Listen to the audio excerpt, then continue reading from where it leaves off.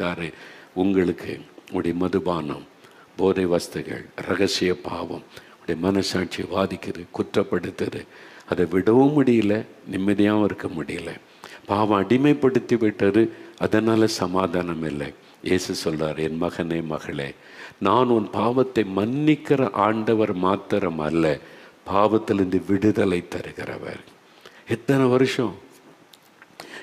வருஷம் விரதம் இருந்து 40 நாள் பயபக்தியாக இருந்து என்னென்னோ செய்தோம், ஒரு பீடியை விட முடியலையே. இதான நம்முடைய நிலைமை. ஒரு கையில் இருக்கிற பீடியை விட முடியலையே. எப்பண்டாவது முடியும்னு உடனே வந்து சாரை வாங்கி குடிச்சிட்டு தானே வீட்டுக்கே வருவது. நம்ம பக்தியை நமக்கு என்னத்தை கொடுத்தது?